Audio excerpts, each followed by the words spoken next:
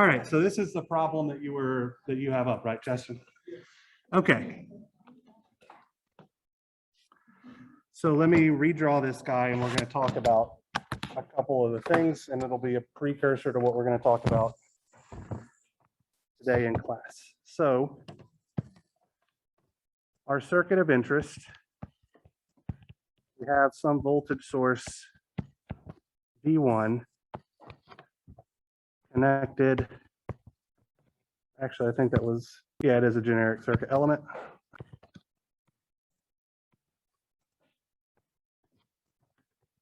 And then we have another generic circuit element. We have a dependent source down here.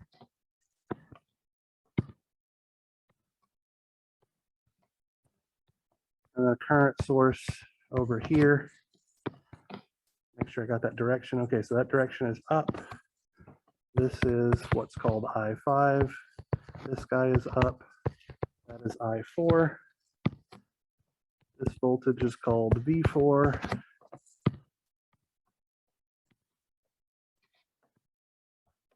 Plus minus 3Vx. This current is called I3. Here I have Vx. Here I have I2. Here I have I1. All right.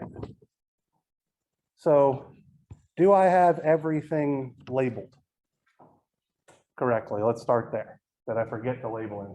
All right. So the approach that I'm about to talk to you guys about here for this problem, the numbers you are given mean less than nothing to me.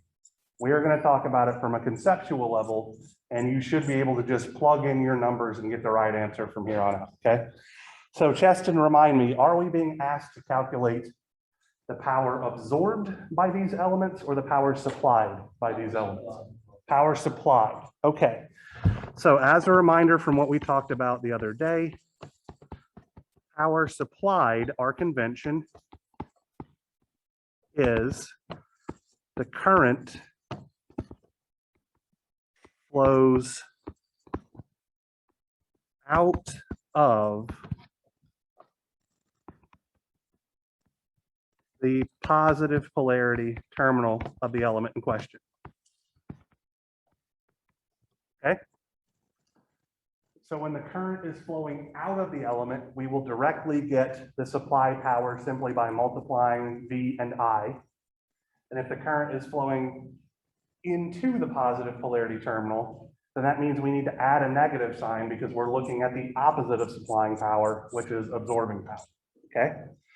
So let's look at this element V1 here. So the power supplied by element V1 is going to be the voltage drop over element V1, which is just V1, multiplied by the current flowing through element V1, which is just I1.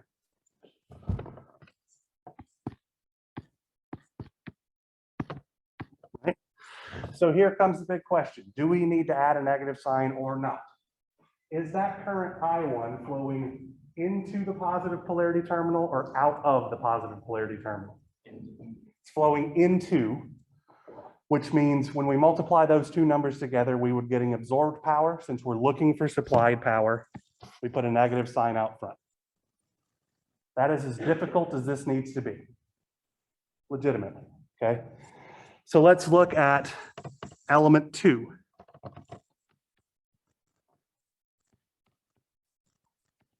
All right. So what is the voltage drop across element 2?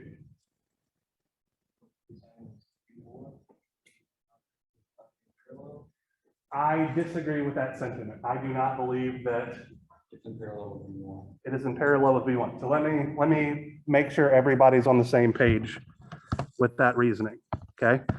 So what I'm going to do here, because this circuit is a little busy, is I'm going to identify my nodes because that's a good place to start with. So this top node, I'm going to color in red. And then I'm going to have this bottom node right here in blue. And I'm going to have this other bottom node in green. So it should be fairly straightforward from this to see that that element 2 is in parallel with that voltage source V1 because they share both the red terminal on top and they share the blue terminal on bottom. Element 2 and element 4 aren't in parallel because while they do share the red, element 4 is connected to green on bottom and element 2 is connected to blue. So since blue and green aren't the same color, they're not connected to the same node, therefore they're not in parallel. Does that make sense? Okay, so going back to calculating the power absorbed by element 2, there are really two ways that we can classify the voltage here, okay? So the first, somebody mentioned that since we are in parallel with element V1, we could say that the voltage is V1. I don't have any problem with that whatsoever. So let's start with that one.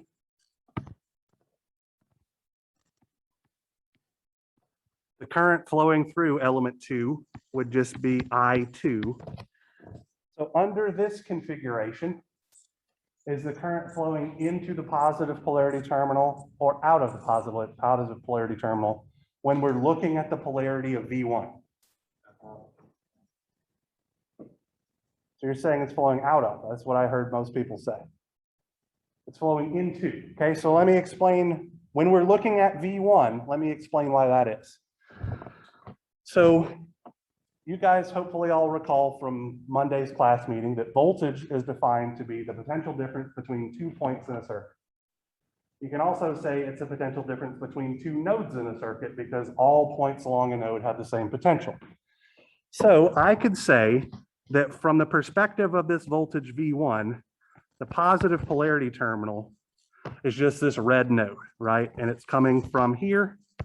The negative polarity terminal is then the blue node, right? So I would argue that that current I2 flows into the red node and out of the blue node when we're looking at it, when we're looking at it from the perspective of that voltage V1. So in that case, since the current's flowing into the positive polarity terminal, we would need to include a negative sign. Now here's where I'm willing to bet the overwhelming majority of you got a little confused. We could just as easily say that the voltage drop across element 2 is that voltage Vx, right? Because it's literally defined to be the voltage drop over that second element. And in that instance, the current is flowing out of the positive polarity terminal of Vx, right?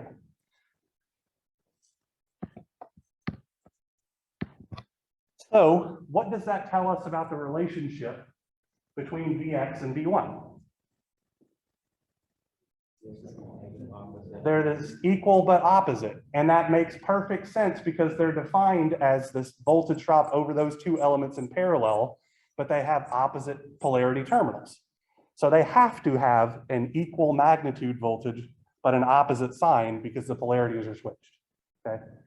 So this one was a little bit tricky because there were two different ways that you could look at that voltage across that particular element, okay?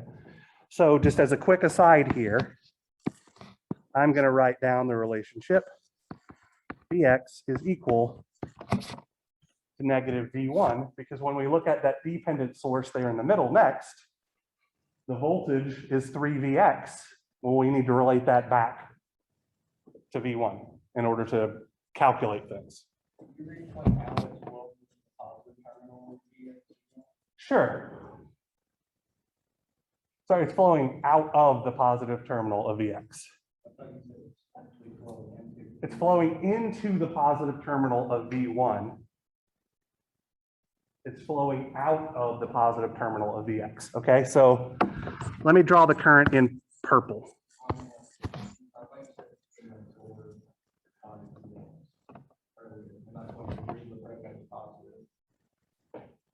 So the red node is positive with respect to V1, which is why there's an arrow from the plus sign to the plus sign on V1. So I am considering the red node to be the positive polarity terminal of voltage source V1 because it's directly connected to where the plus sign is.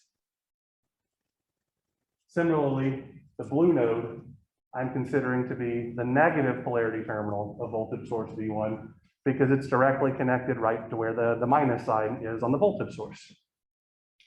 Since Vx has the opposite polarity, and we can see that easily, so V1 positive polarity on top, negative polarity on bottom, Vx negative polarity on top, positive polarity on bottom, they represent the same voltage but of opposite signs because they have to have the same magnitude because they're across elements in parallel, but they have to be opposite in sign because the polarities are different. And if I2 like -1, we just plug in -1, or what we need to.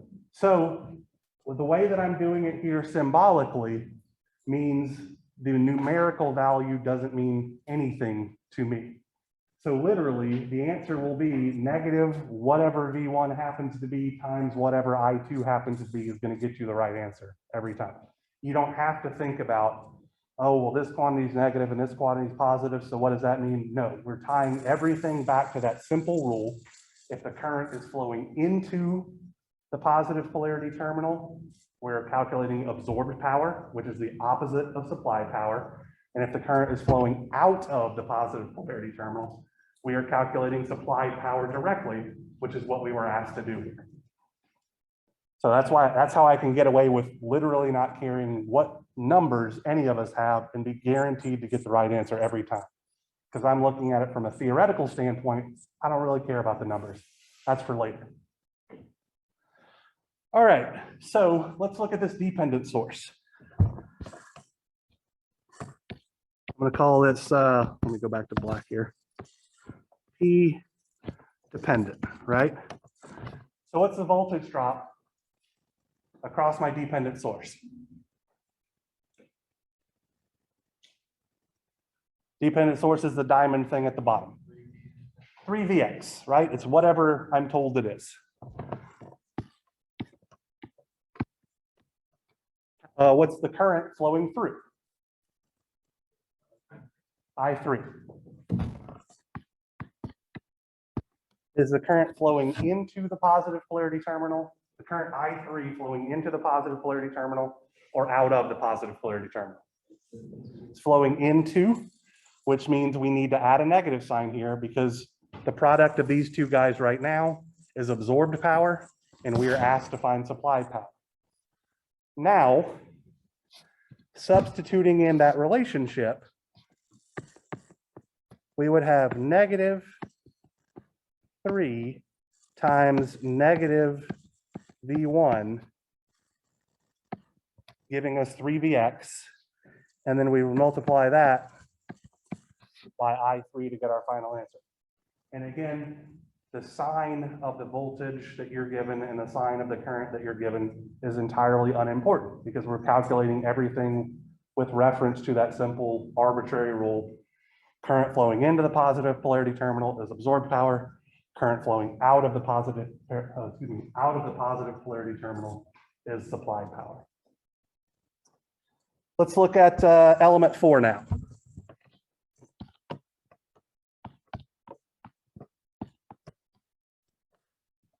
So what's my voltage drop across element 4? V4. And what is the current flowing through element 4? I4. Is the current flowing into the positive polarity terminal or out of the positive polarity terminal? Out. So because the current is flowing out of the positive polarity terminal, do we need to add a negative sign here? No, we already have the conditions for supply power. Last one is element I5, I guess is what it's probably called in woodwork. What's the voltage drop across element I5? V4.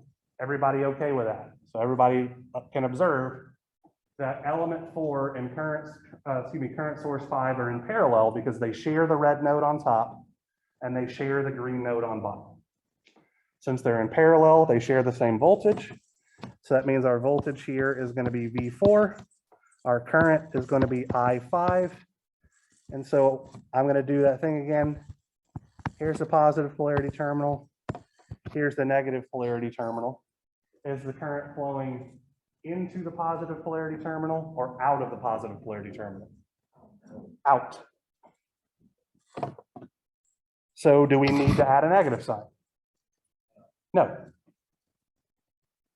And then at this point, you would just substitute in your numbers and you're good. And I believe, I don't know if it's a problem before this or the problem after this, where it's a very similar looking thing.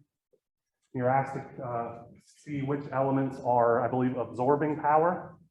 There was some confusion about that, that a couple of students asked me about through web work.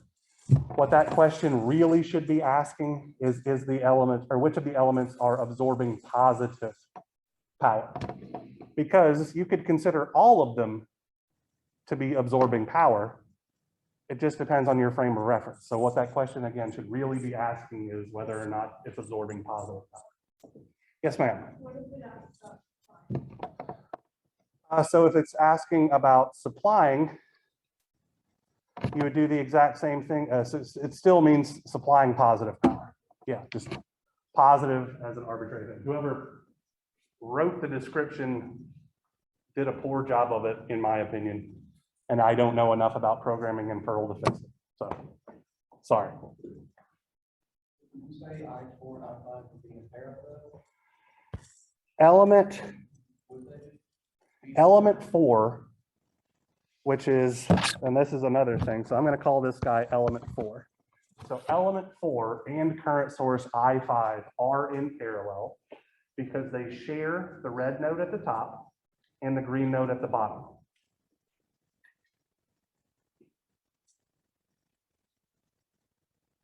Elements V1 and element 2 are in parallel because they share the red node at the top and the blue node at the bottom. Are there any series connections in this circuit? No.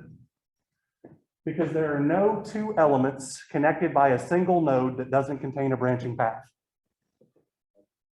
Right, so V1 is in parallel with 2, 4 is in parallel with I5, but that 3Vx dependent source isn't in series with any other element, and it isn't in parallel with any other element either. That's perfectly okay. Trying to beat that into your skulls that it's perfectly reasonable that not everything will be series and not everything will be parallel, right? So there are no series connections here. So just as a refresher, since a couple of people look minimally confused, for two elements to be connected in series, it would have to be something like this, right? Where the node that is shared between them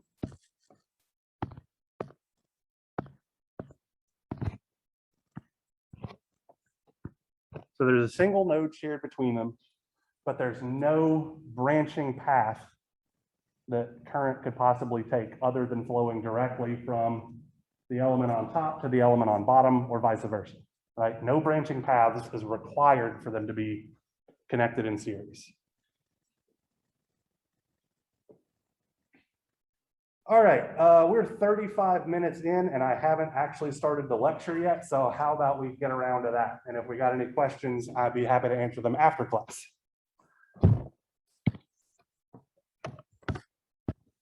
So what I intend to talk about today are circuital laws, all right? And the first one that we're going to talk about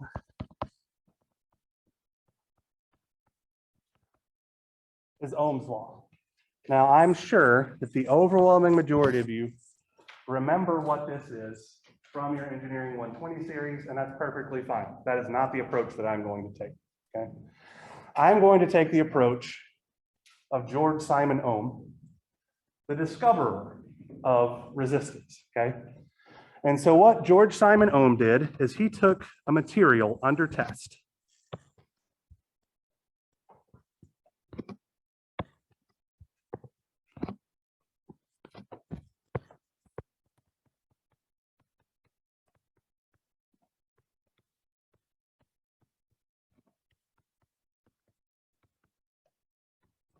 He attached two terminals to said material under test. So it could have been a section of a metallic rod or something like that.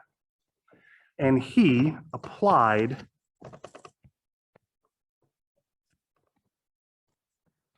a test voltage across that rod. What he measured was the voltage drop across the terminals of the material under test, as well as the current flowing through the material under test, and realized that there was a constant of proportionality between these two quantities. This is exactly what I made you do in the lab Monday. You had a material under test, which was a resistor having a particular value in this case. You applied a test voltage, measured the voltage drop across the resistor, and measured the current flowing through the resistor, and made a plot. And your plot should have looked something like this. Here is your current, ostensibly measured in milliamps. Here is your voltage, measured in volts.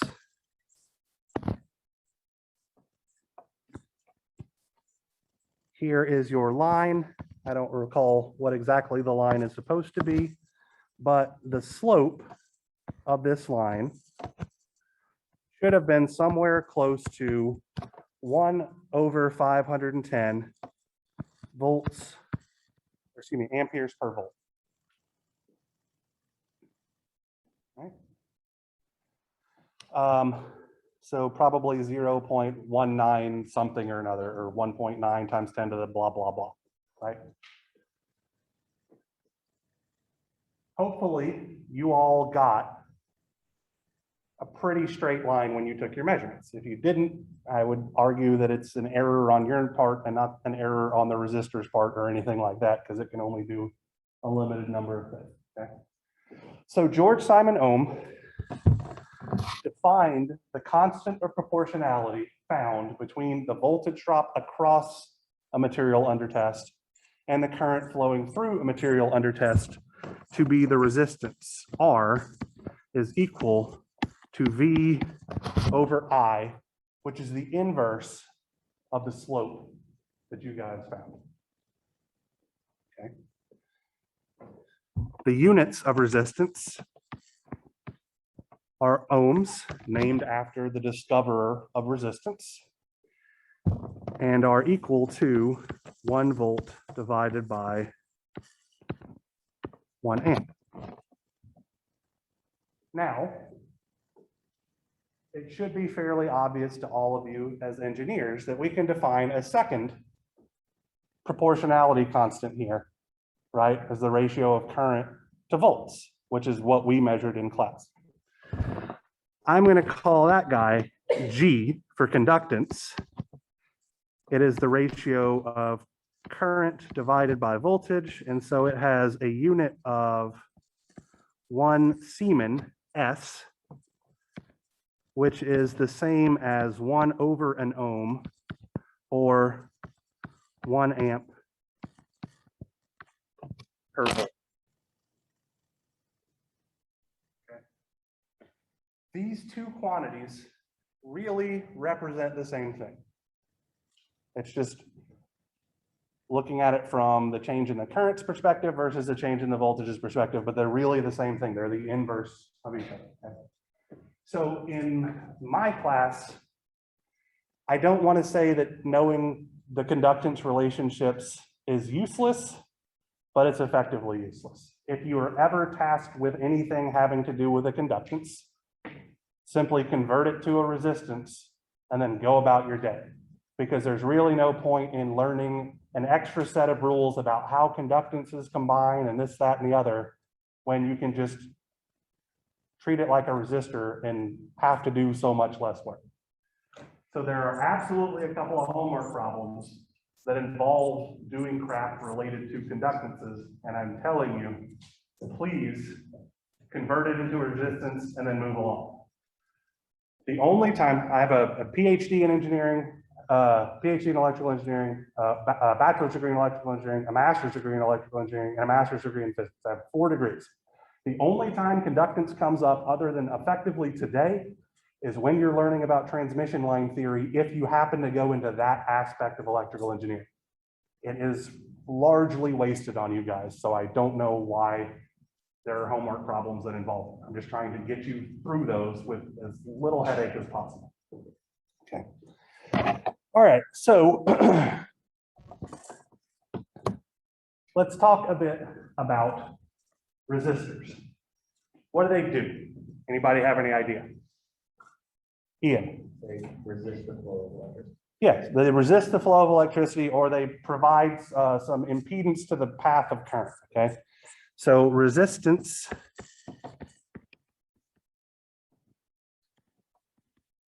is a material's ability to impede the flow of current, and conductance by then is a measure of a material's ability to help the flow of current. So instead of hindering it, it helps it out because it's an inverse relationship, right? What have you guys used resistors for? You started using resistors, I believe, in literally your first day of engineering 120. What did the resistor you do? Excuse me, what did the resistor that you used to make your blink command for your Arduino work? What did it do? It kept the LED from burning out by limiting the amount of current flowing through that circuit. So that's what the ability to impede the flow of current really means, as it provides a path that converts electrical energy into heat. That is all a resistor really does, converts electrical energy into heat.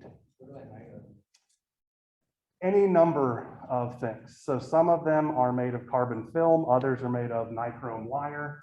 Literally any material has some finite resistance. Human skin, we talked about this at the tutoring meeting, has tens to hundreds of kilo ohms of resistance. Anything can be made to be a resistor. It just depends on how good of a resistor you want it to be as to what material it needs to be made of. It does. It has a lot to do with, so I don't want to take too wildly long of a tangent here, but it has a lot to do about the structure of the matter. So highly ordered materials like crystals, metal crystals and stuff like that tend to be very, very poor resistors, but very, very good conductors. But a highly crystalline material like diamond is a very, very good resistor and a very, very poor conductor. So there's some exceptions that disprove the rules and all that kind of stuff. But generally speaking, amorphous objects tend to be better insulators than they are conductors. So they tend to be better resistors than they are conductors. But there are things that break down that kind of rule of thumb as well.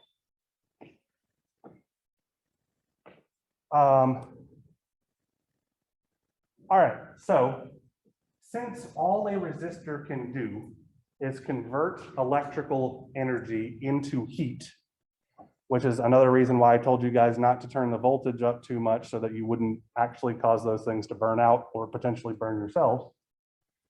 That means that they have no means by which to store electrical energy, right? They can only convert it to heat. So you should find that whenever you're doing any calculations in a circuit, your resistors are always absorbing power, always absorbing positive power or zero. If they are not, you have made a mistake, because a resistor is physically incapable of supplying power, okay? So that's a kind of good check for, did I screw something up, all right? So let's circle back around to Ohm's law, or not really Ohm's law, but our definition of resistance, okay? This is an equation that popped up in your engineering 121 class. So resistance is defined as the ratio of voltage to current, but it's also depends on the geometry of the material as well, to some effect, okay? So resistance is rho E times L over A, where rho E is what's called the resistivity of a material. So I'm going to draw a terrible picture here real quick. Let's say that we have a chunk, a rectangular chunk of some material. Let's say that it's copper for the sake of argument, since that's what our wires and stuff like that are made of. And so I forgot to write this down. I want to say that the resistivity of copper is something like 8 times 10 to the 6, but let me double check it here. Resistivity of copper. 1.68. I was wildly off. Times 10 to the minus 8 ohm meters. That is the resistivity of copper. Because that exponent is negative, that means copper is a very poor resistor and a very, very good conductor, okay? So if current was being passed through this block into this face and out of that back face, then this front face would be the cross-sectional area A.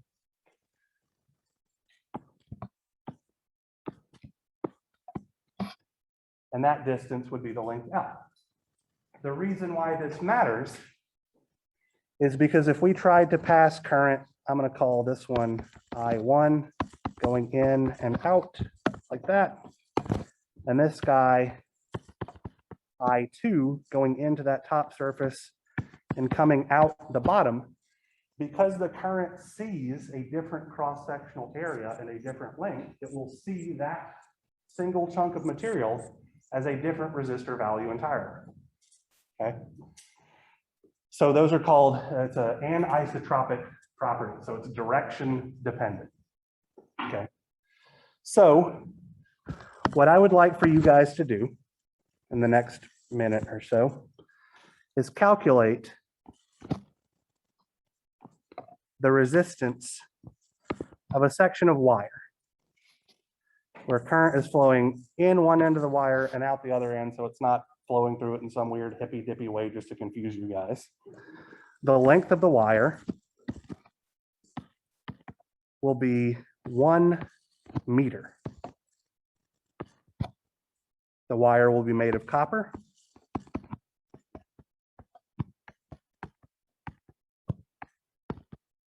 And the diameter of the wire will be 0. Let's call it 0.5 millimeters.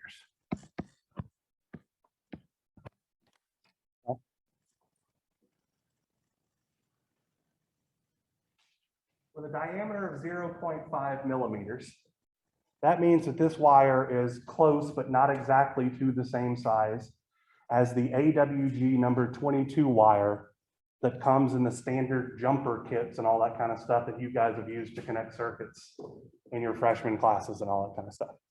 So what we are attempting to do here is to get a reasonable estimate of the resistance of a meter-long section of the wire that you guys are familiar with.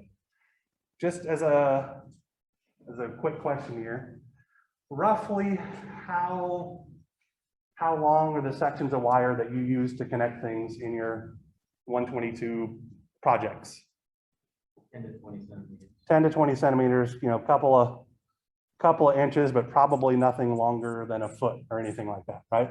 So this 1 meter long section of wire would probably be 3 times longer than anything you've ever dealt with, okay?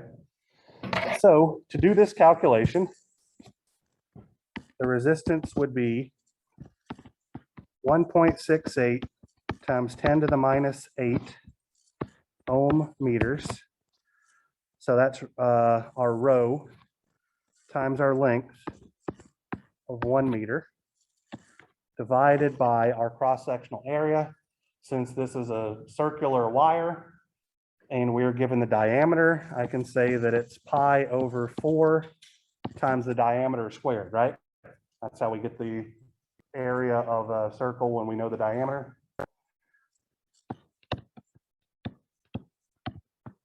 And we would need to multiply this quantity by, let's see, 1 meter is 1,000 millimeters and square that. Somebody tell me what number we get.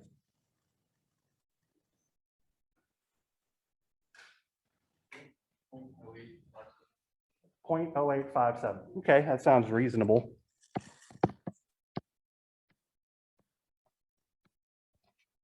Anybody else get anything? I got 0.856.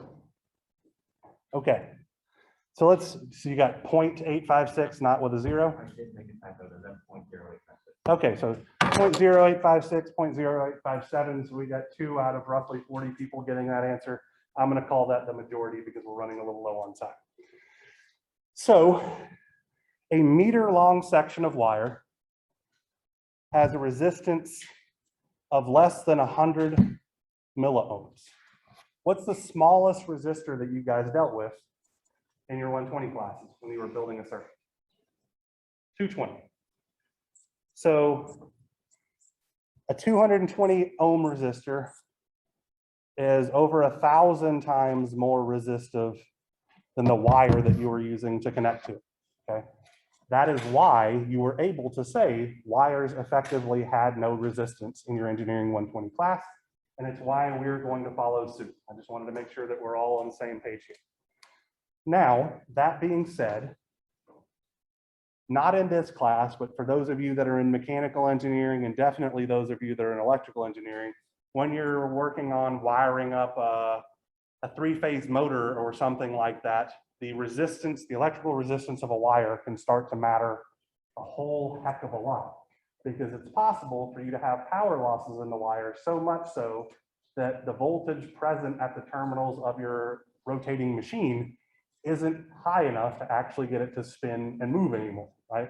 So in that case, you would have to use a thicker wire or something like that to lower the losses, or use a smaller length of wire, etc. So for this class, what I'm getting at here, we're going to treat pretty much every wire as having 0 resistance.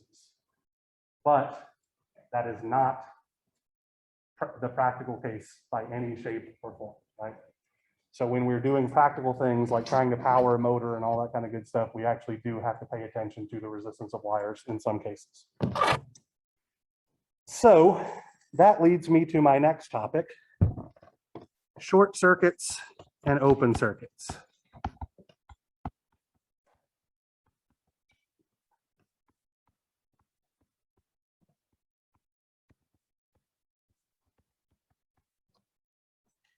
So the symbol for a short circuit is literally just a line, because for us, a short circuit is nothing more than a wire, meaning it has 0 resistance whatsoever.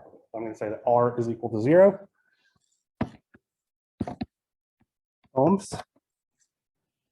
And so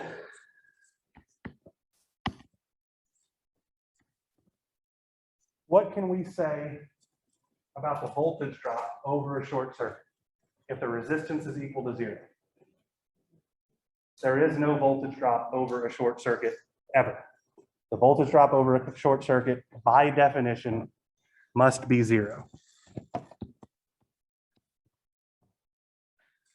An open circuit is the opposite case. We're going to represent that by not a wire, literally empty space between two terminals. Okay. The resistance of such a configuration we will consider to be infinitely large.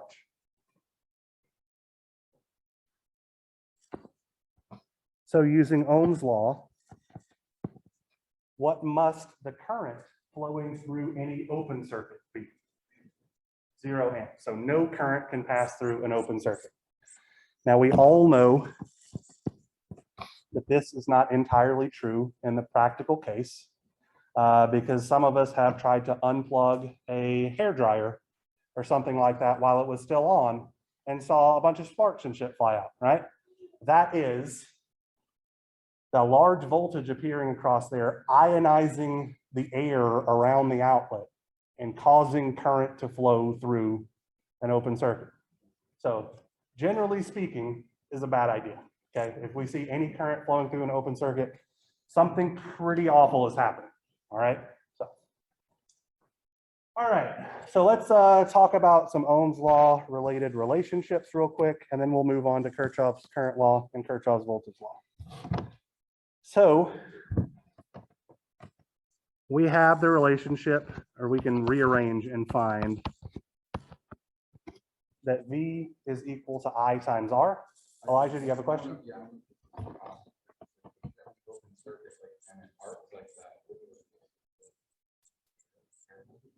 So there is a quantity called the dielectric breakdown quantity that relates how much voltage it requires to cause arcing to occur across an insulating medium. So you could ostensibly say that at that point, the air does have some resistance, yes. But generally speaking, the resistance of air is effectively infinite. So in order for arcing to happen, a plasma effectively has to be formed, which gets into a whole different bag of physics and all that kind of stuff. It's well beyond what we should be talking about in this class.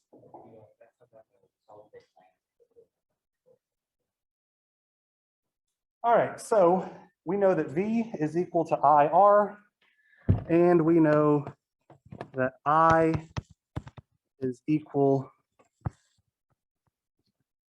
to V times G, right? So from this, we could develop power-based relationships, right? So power is simply I times V. So that means it will get the relationship P is equal to V squared over R, or P is equal to I squared times R.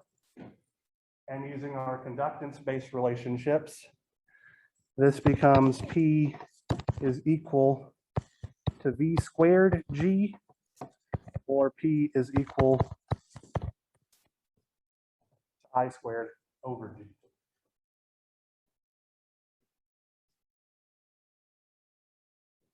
The V squared over R and I squared times R stuff is probably familiar-ish to many of you. The V squared times G and I squared over G stuff, probably not so much. But again, I actually would not waste my time memorizing the conductance-based relationships. Convert it to a resistance, move about your day. All right, so we have 50 minutes remaining. Any other questions regarding resistance? All right, so the next thing that I want to talk about is Kirchhoffs current law.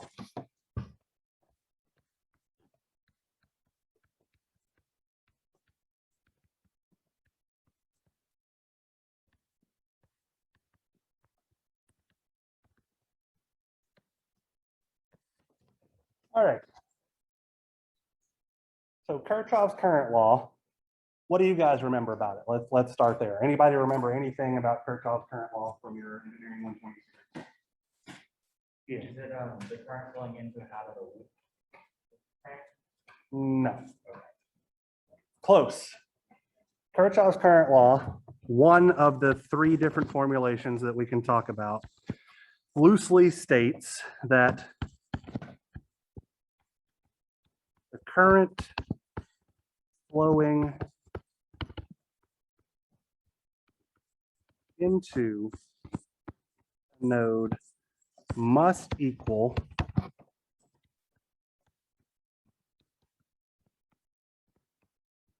current flowing out of that same node.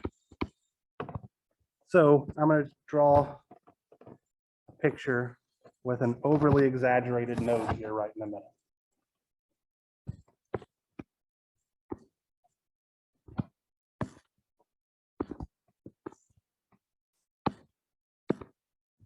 Let's say that this guy represents some current I1. This guy has some current I2. This guy has some current I3. This guy has some current I4. This guy has some current I5, like so. So using our formulation or our definition that we have here, we could say that I1 plus I2 plus I4 is equal to I3 plus I5, right? Currents flowing in equal the currents flowing out. Everything is hunky-dory. So the two small changes that I want to make to our definition are really all a matter of perspective, okay? So the first thing that I want to say, or the first change that I want to make is saying that the total current flowing into a node must equal 0. What I mean by this is not I1 plus I2 plus I4 equals 0.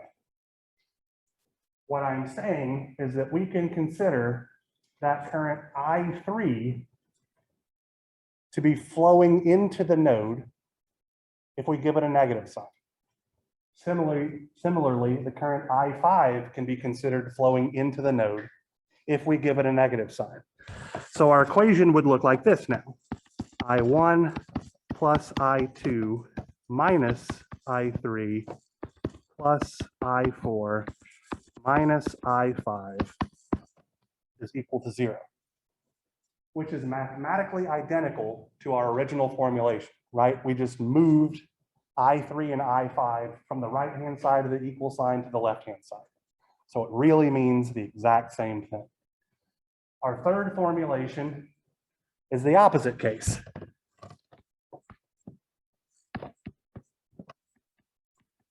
The total current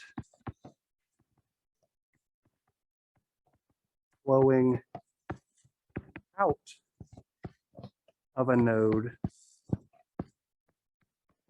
must equal 0, which means we would have negative I1 flows out minus I2 flows out plus I3 minus I4 plus I5 is equal to 0, or multiplying our previous equation by a factor of -1. So all the relationships still hold.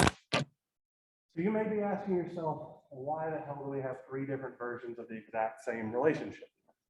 The one that you're all most familiar with, current flowing in is equal to the current flowing out, probably makes the most amount of sense, right? Kirchhoffs Current Law is the law of conservation of charge for circuits, because more current can't enter a node than leaves it, or that means current was being created somewhere in the system. More current current was being destroyed somewhere in the system. More current can't exit a node than enters it, or that means current charge was being created, right? Now, if I am working circuits, typically speaking, I actually use formulation number 3, okay? When we get to a concept called nodal analysis in roughly a week or so, Formulation number 3 up here, all of the currents exiting a node must equal together to be 0, will give us algebraic expressions with the least amount of negative signs. And I know that I tend to make mistakes when there are lots of negative signs in a problem. You'll see what I mean in roughly a week. So I personally prefer formulation number 3, but I understand you guys can use any one of them that most suits how you're currently thinking about things. And you might, there are times when I will probably use multiple formulations of Kirchhoffs current law in the same problem because it suits me, right? So I'm just letting you know there are 3 different ways to think about it. I generally speaking prefer number 3 personally, but I'm happy to work problems in any way that you guys suggest. All right, so what can Kirchhoffs current law be used to do? I want to introduce what's called a single node pair circuit.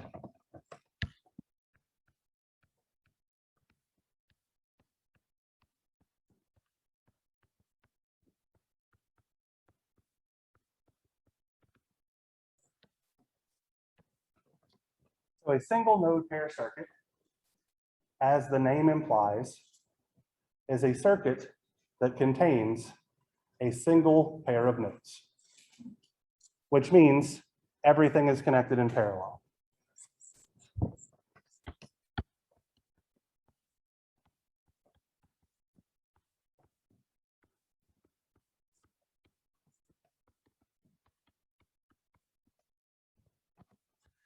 So let's say that we have something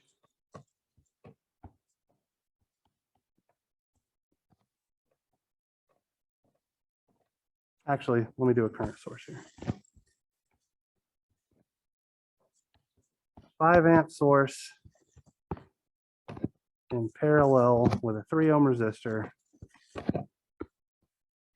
in parallel with a 2 amp source direction down.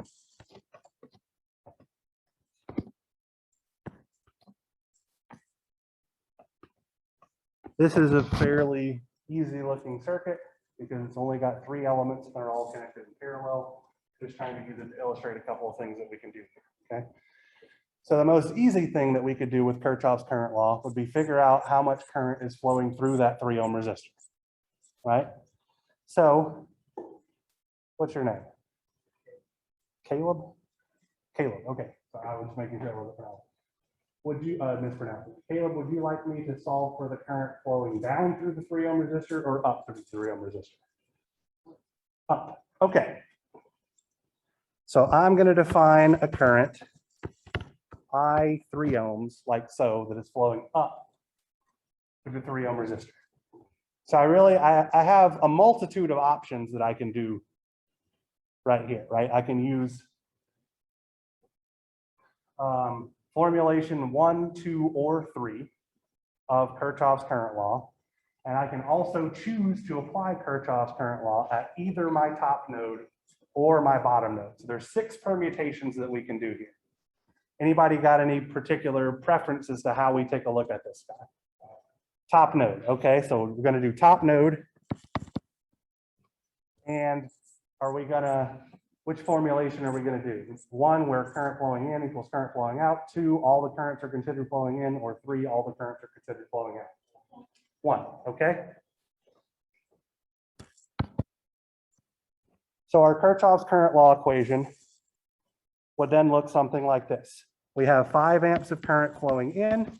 We have a current, unknown current I 3 ohms flowing in, and we have a current of 2 amps flowing out, which means I 3 has to be equal to 2 minus 5 is negative 3 amps. So that's applying KCL to top node and using formulation number 1, where the current flowing in is equal to the current flowing out. So let's try a different configuration. Somebody give me, let's do the bottom node and somebody tell me 2 or 3. 3, okay.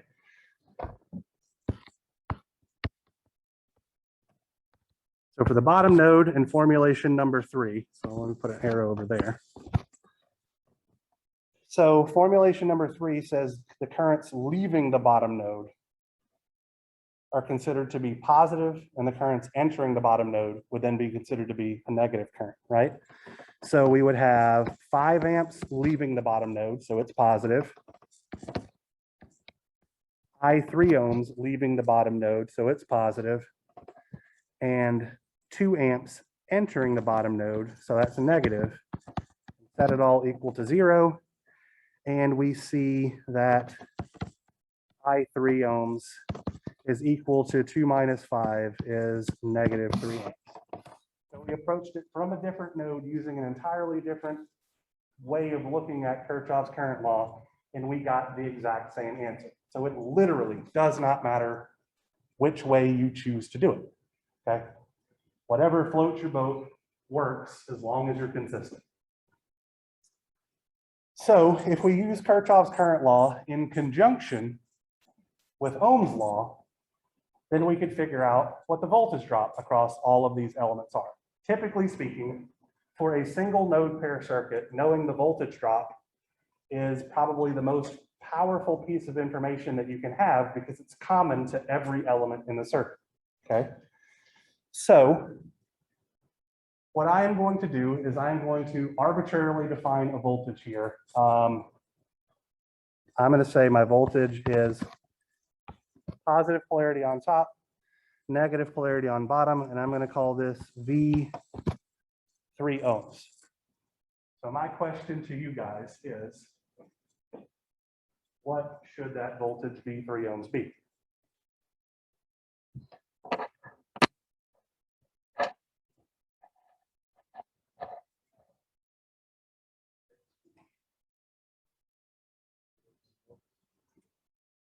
All right, so I'm not sure where 6 came from, so I'm going to pretend I didn't hear it. Negative 9 volts. Explain your reasoning. Okay, so Ohm's law says that V is equal to I times R. Yes, but no. So let me explain what I mean by that. Okay, so V is absolutely equal to I times R, but here's where not discussing polarities and all that kind of good stuff in your 120 classes really kind of bites you in the butt, all right? Our current is flowing into the negative polarity terminal, which means our current of negative 3 amps times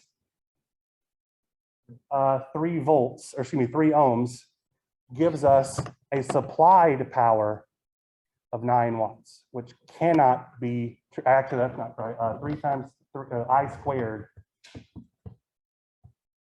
Effectively, I'm getting jumbled up with the math in my head, but effectively, if the current is flowing into the negative polarity terminal of a resistor, we need to multiply by a factor of -1 to get the true voltage, because the current should always be flowing through the positive polarity terminal so that we get absorbed power, okay?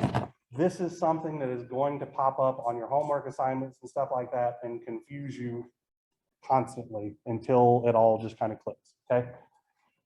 So when we are calculating the voltage drop across a resistor, if the current we're using is flowing into the positive polarity terminal, V is equal to I times R. If the current is flowing into the negative polarity terminal, V is equal to negative I times R. And then the signs and all that kind of stuff will work themselves out to always make the resistor absorb power if you follow that convention. So let me repeat it. If the current is flowing into the positive polarity terminal, V is equal to I times R. If the current is flowing into the negative polarity terminal, V is equal to negative I times R. If you forget that, it's going to give you a heck of a headache trying to work some of these problems. Yes. So if you think about it from, for the power convention, I talked about it's either flowing into the positive polarity terminal or flowing out of the positive polarity terminal. Flowing out of the positive polarity terminal is the exact same thing as flowing into the negative polarity terminal. So you can use that into the negative polarity terminal and into the positive polarity terminal for everything if you so choose. All right. Any other Kirchhoffs current law related questions? I know we went over this one a little bit quickly, but you guys have seen it before. Yes, ma'am. Oh, I'm so sorry. Do you mind repeating the flowing into the- Not at all. I will repeat it until I go blue in the face if it helps.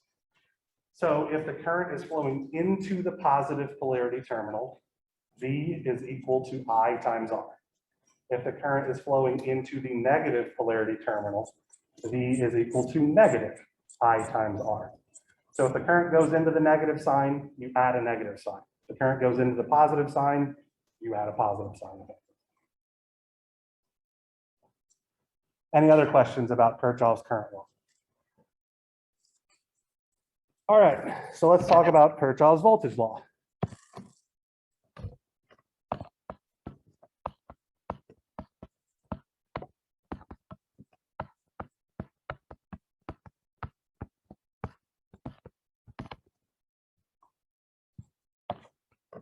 So Kirchhoffs voltage law only has one formulation, thank goodness. And it says the sum of the voltage drops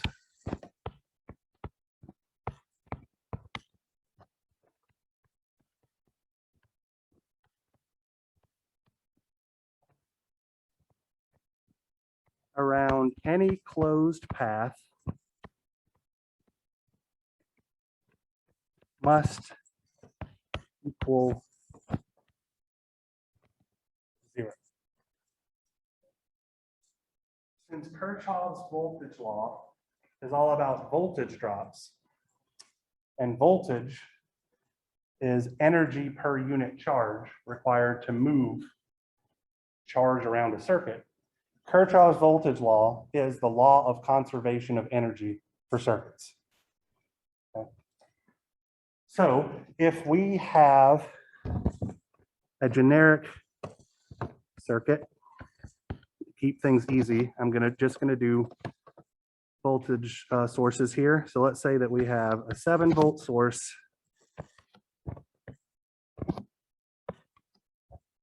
an 8-ohm resistor,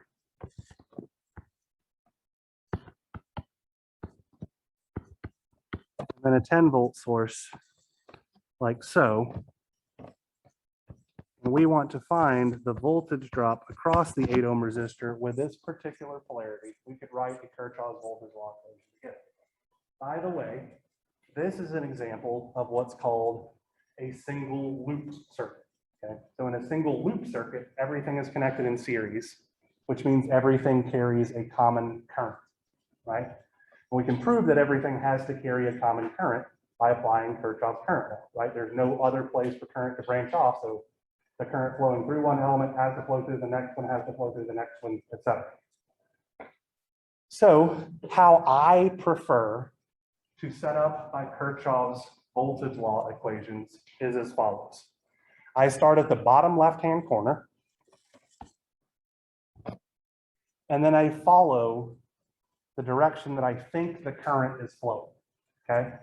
So I'm just gonna make a stab. I typically assume that my current is gonna flow around this circuit in a clockwise fashion.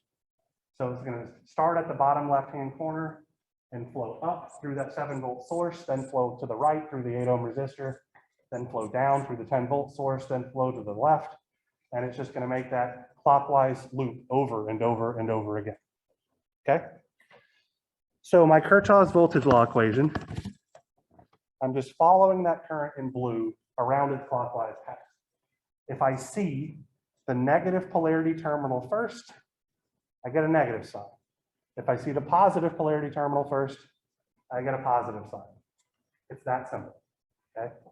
So my equation here would be -7 volts plus V8 ohms minus 10 volts is equal to 0, which means V8 ohms is equal to 17 volts.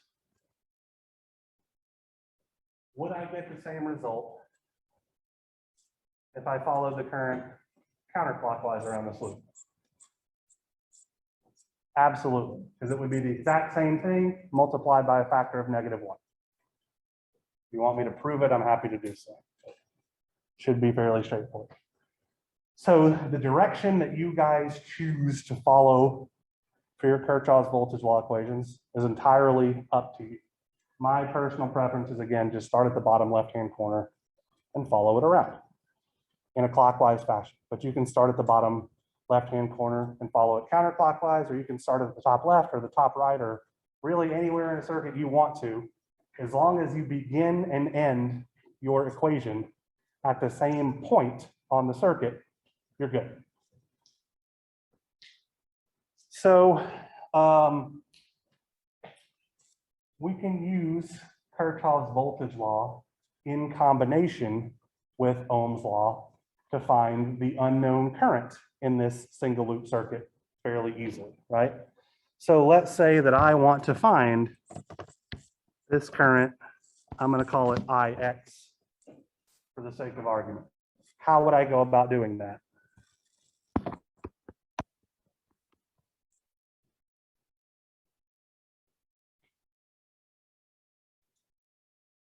Anybody have any thoughts? Yes. Okay, so the finding it through the resistor is probably easier than finding it through either of the voltage sources, because those are independent voltage sources, which means the voltage present, the voltage being supplied by those sources is entirely independent of the current flowing through it. So I would argue you couldn't do it anywhere but the resistor, right? But that's a good thought. So how would we apply Ohm's law to this resistance with a known voltage to find our current? V over R, right? So if V is equal to IR, then I is equal to V over R. So that would be V8 ohms over R 8 ohms, which is 17 volts over 8 ohms is, let's see, 17 over 8 is going to be 2.125.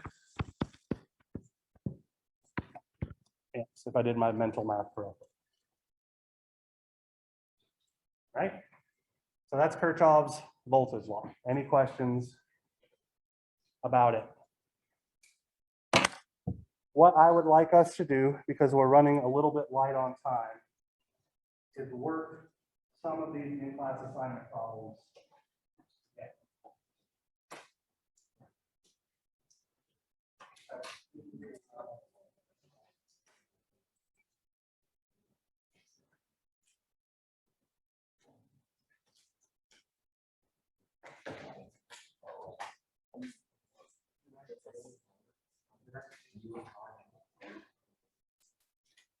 So, before I forget, we are going to have another class assignment on Friday. We're covering equivalent resistances and resistor combination methods. So really all you need are your resistors, your breadboard, and one voltmeter. When we go over Capacitance is going to be lecture 11 or 12. Not a bit. We got to get a really strong background on DC circuits first before we start messing around energy storage elements and all that kind of good stuff.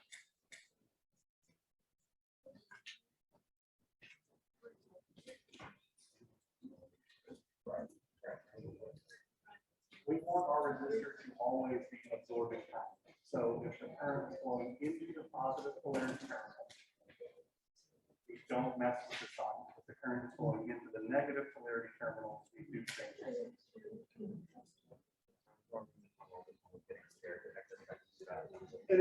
So that was because we were trying to find supply. If we were trying to find absorbed power, it would work out the exact same.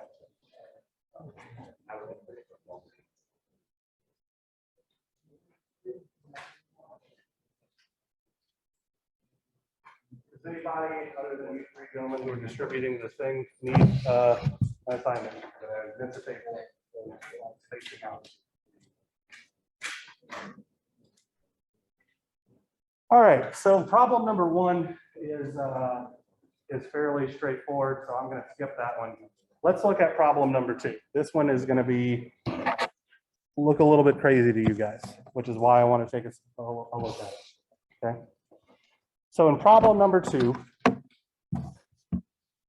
we have a large circuit large-ish circuit anyway, containing multiple resistors, none of which we know the value for.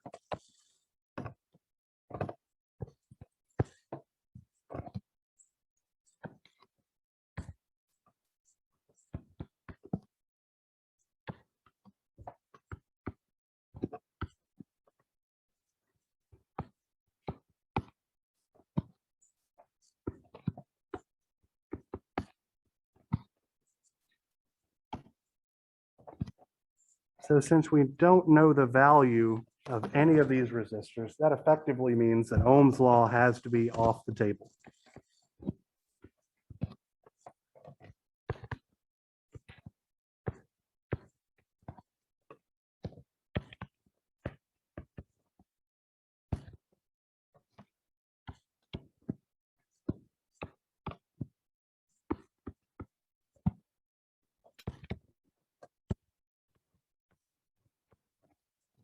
Well, let me ask you guys a question. What seems strange about this? Let's start there. I usually get questions about this one, so I'm going to ask you guys, what seems weird? What potentially doesn't feel right about this? Multiple loops. That's what's going to make it potentially difficult, sure, but I don't know that that's necessarily weird. At 12 volts in the middle. That's what probably confuses the heck out of most students here. And the general comment I get about it is, how can there be 12 volts across nothing? Doesn't there need to be a current carrying path? And the answer is no. Okay.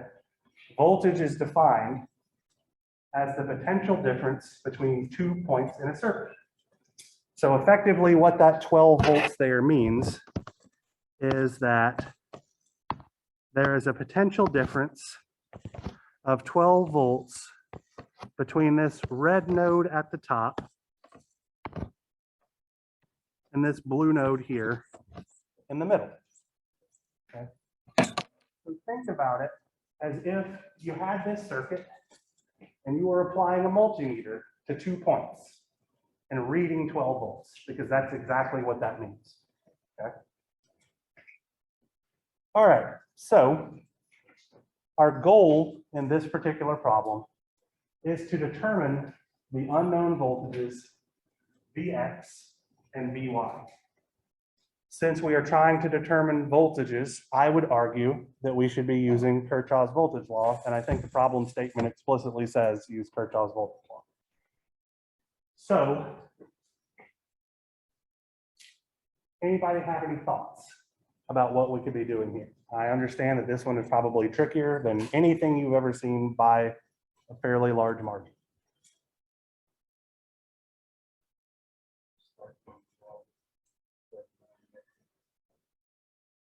So we could start by writing some Kirchhoffs voltage law equations. Okay, where do we want to start from? So if we have a problem like this, I would argue that we're going to have to write our Kirchhoffs voltage law equations or KVL equations. Our paths that we're taking here need to contain the most amount of known information that we can have in order to successfully solve this, right? So for instance, I wouldn't want to start here and go around this path, because I don't know anything about that bottom left-hand resistor, right? Don't know what voltage drop appears over it. I don't know the resistor value or anything like that. So that is just a complete and utter unknown to me. Doesn't help me at all. But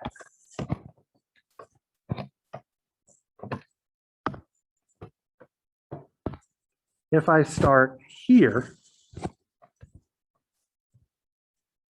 and go around this path, I'm starting and I'm ending at the same point, right? And I have known voltage drops around all of those things. So I should be able to solve for Vx directly using this one.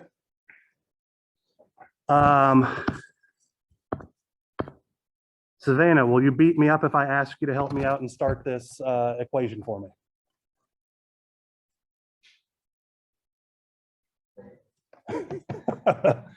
All right, so if we're going to start at the bottom left-hand corner,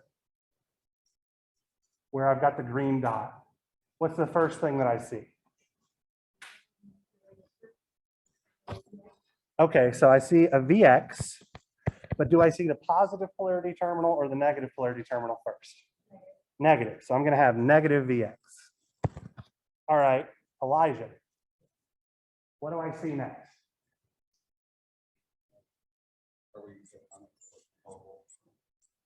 Sure. Okay, so we see the positive polarity terminal of that 12 volts. So we've started here. We went to here. Since we had a short circuit there, we could have just said +0 to account for the resistance of the wire, but it's kind of redundant, so we didn't do it. We've now gone through the 12-volt source, so we're here. Riley, what do we see next? 6 volts, okay. Do we see the positive polarity terminal first or the negative polarity terminal first? Negative. So we put a negative sign, and since we have ended up where we started, equals to 0, and now we can do simple algebra to solve for Vx.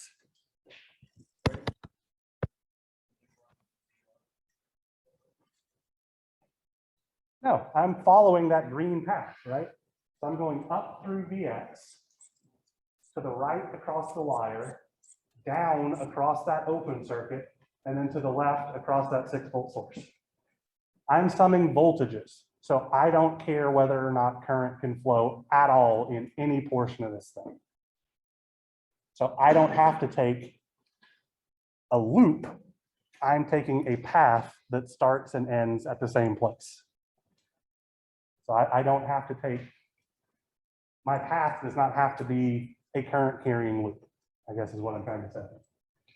So if I do a little bit of algebra,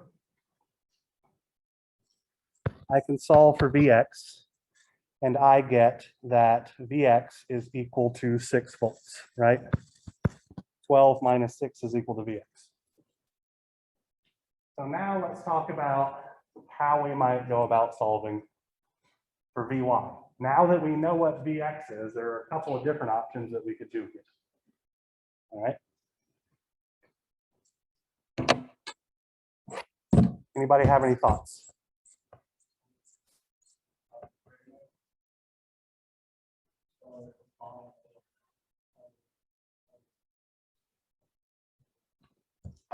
So bottom middle, so you're talking about the negative polarity terminal of this 6-volt source, and then go straight up to the top. So effectively just the right half of this loop. That is where I would go as well, but I want to entertain your idea first. Test it, sorry. You said something about effectively going around the top half of the loop, right? So the reason why I wouldn't go around the top half of the loop is because I would wind up having to account for that unknown resistor right here, over which I don't know the voltage, I don't know the current, and I don't know the resistor value. Right, so I would have to wind up figuring out some other relationship as well. But that right-hand loop, starting here and going around, the only unknown quantity in there is Vy. All the other voltages are well defined. Because I'm adding voltages. And if I know what the voltage is, I can add it. That's what Kirchhoffs voltage law allows us to do. We're adding voltages. You're hung up on the fact that we're taking the voltage drop over an open circuit. And I cannot stress this enough. When we're applying Kirchhoffs voltage law, knowing what the currents are doesn't matter, right? Kirchhoffs voltage law says the sum of the voltages around a closed path must be equal to 0. Current doesn't matter at all.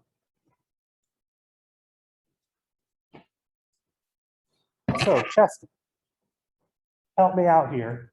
Starting at the bottom left-hand corner, what should my equation be?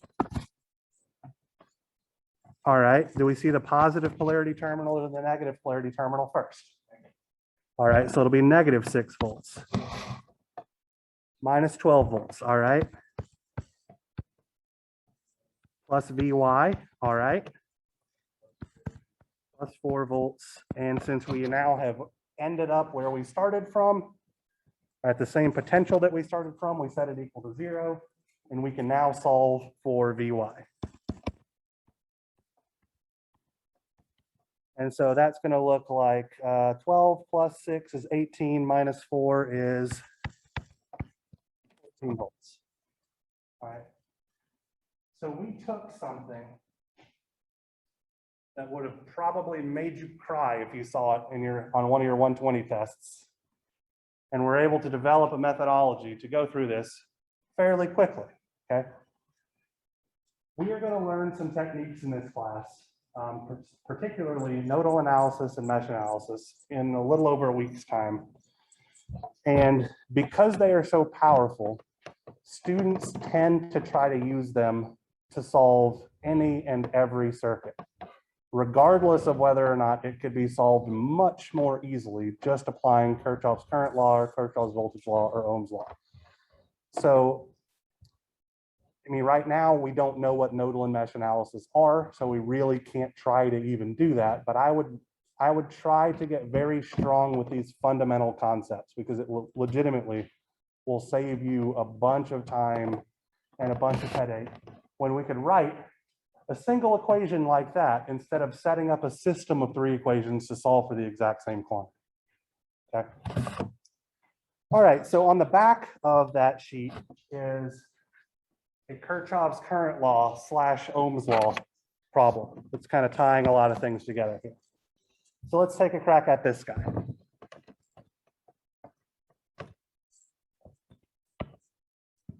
And once we finish this up, we're done for the day.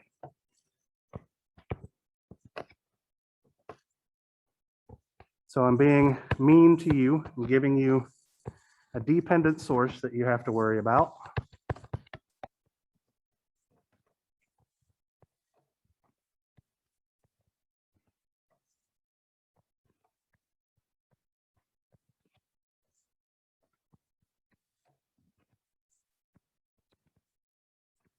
And I'm asking you to solve for 3 different quantities.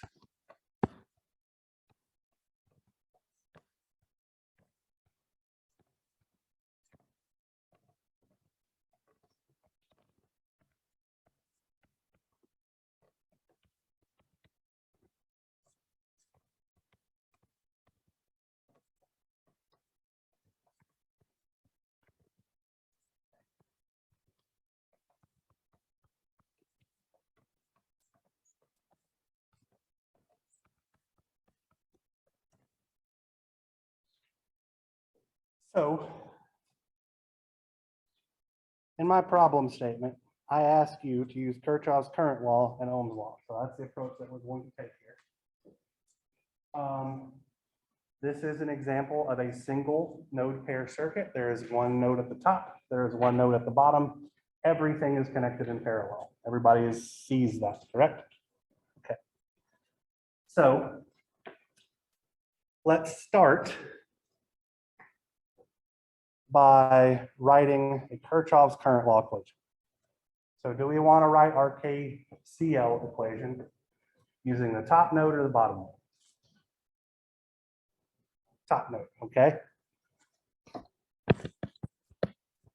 And do we want to use currents going in equals currents going out? Currents flowing in is equal to 0. Currents flowing out is equal to 0.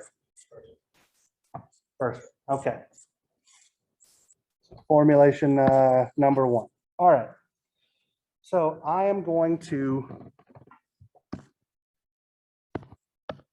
graphically identify my top node here.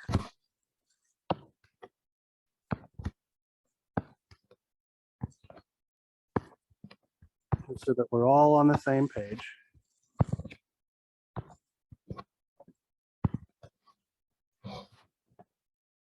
So starting from the left-hand side, what's my first current?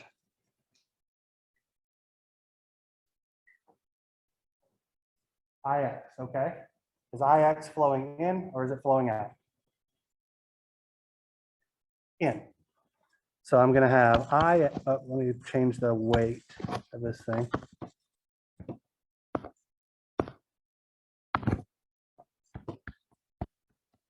IX is flowing in. I'm going to put an equal sign somewhere around here in the middle. What's my next current? 6 milliamps. Is it flowing in or is it flowing out? In. So I'm going to add that to my IX because it was flowing in. What's my next current? 4IX. Is it flowing in or is it flowing out? Flowing out. So 4IX is going to go on the right-hand side of my equal sign. What's my next current? It's a trick question. There is going to be a current flowing through the 2 kilo ohm resistor that we absolutely need to account for, right? We have no reason to assume that the current flowing through that 2 kilo ohm resistor is 0. So it absolutely must remember to account for it. So what I'm going to do is I'm going to add in a label here. I'm going to call it I2K. Do we want this current to be going up through the resistor or down through the resistor? Up, okay. All right. So we are considering that I2K current to be flowing up through the resistor, which means it is entering the top node. So it should go on the left-hand side of our equal sign, right? All right, what do we see next? 2 milliamps. Is it entering or exiting the node? Exiting the top node. So it's going to go on the right-hand side. And then what's our next current? IY, and IY is also exiting that top node. Okay. So we have one equation, 3 unknowns. So we're in a little bit of a pickle here, right? But because this is a single node pair circuit, the voltage across all of these elements is the same. So if we can write those 3 unknown currents in terms of that common voltage Vx, we can get this down to a 1 equation, 1 unknown system pretty trivial, okay? So this is our KCL equation. Now let's talk about our Ohm's Law equation. So let's start. How, yes. Mr. Kubicek, I think? Yes.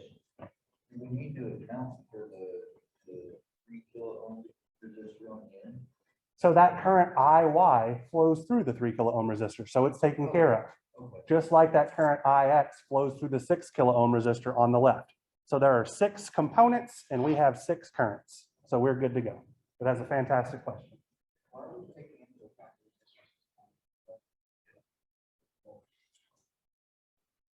I don't understand your question. we're like, You talking about the previous example problem? The resistors in that problem did not have specified values, so we couldn't use them for anything because we knew nothing about them. In this case, the resistors are well defined, so we can use them to aid in our analysis. Does that seem reasonable? All right. Ohm's law. We need to figure out a relationship between Ix and Vx. We need to figure out a relationship between I2K and Vx, and we need to figure out a relationship between Iy and Vx. So let's just start on the left-hand side. How do the voltage Vx and the current Ix relate?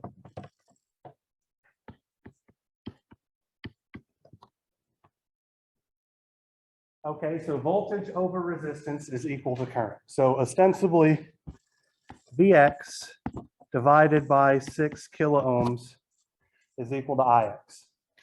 Where's the mistake?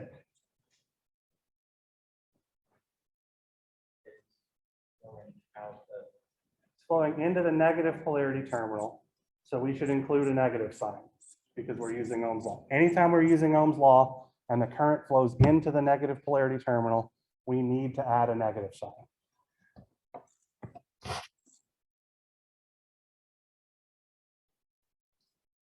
Everybody okay with that? All right. Your name is Christy, right? Christy, tell me how I2K relates to Vx.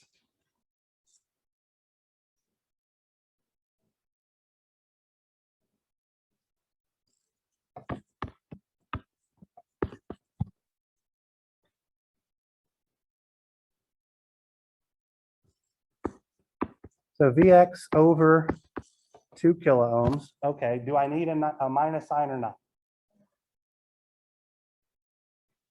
So the current is flowing into the negative polarity terminal and out, right? So the negative polarity terminal is of that voltage is common to all of these elements because they're in parallel. So I could just as easily say that Vx is right here to help me think things through, right? So the current is flowing into the negative polarity terminal, out of the positive polarity terminal, which means we do need to include a negative sign. Mr. Aycock, can I pick on you for the next one? All right. I guess I should have asked permission for the other people instead of just doing it. Oh, well. So how am I going to relate IY and Vx? Well, yeah, but I mean, like, tell me what to do. What is the relationship, I guess, is a better question.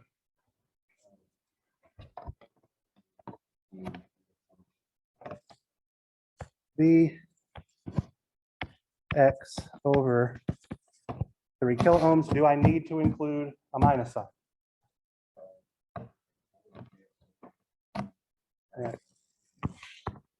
Right, so I'm going to draw my positive polarity terminal and negative polarity terminal and just kind of push Vx over to the right-hand side here. I can easily see that IY is flowing into the positive polarity terminal, so I leave the sign alone. You're absolutely correct.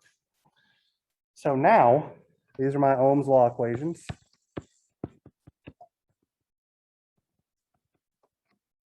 It's simple algebraic substitution, right? So I'm going to rewrite my Kirchhoffs current law equation.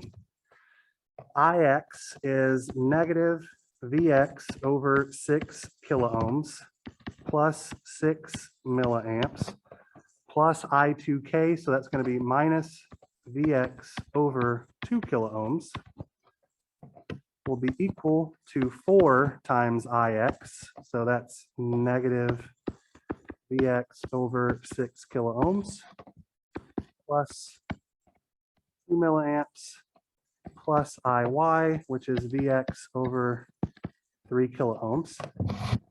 And I now have one equation, one unknown, and I can solve for Vx. I don't know where the hell I put my calculator, so one of you guys use your numerical solver and tell me what Vx is supposed to be. Ian, what did I screw up? Oh, I got it. Negative, that means that our assumption that it's going up was wrong. It depends on the value of Vx. If the x is positive. If Vx is positive, then yes. So assuming But- everything works out here. Yes, but does it matter? Not even a little bit. No. Yep. So we can always, unless we are told something specific, we can always choose a direction and or choose a direction for a current and choose a polarity for a voltage. And if we happen to get a negative sign, it's not that big of a deal. We guessed wrong, but we're still going to get the right answer. Sure. I haven't taken statics since 2006, so I'm going to shut up. Same thing with this. Yeah.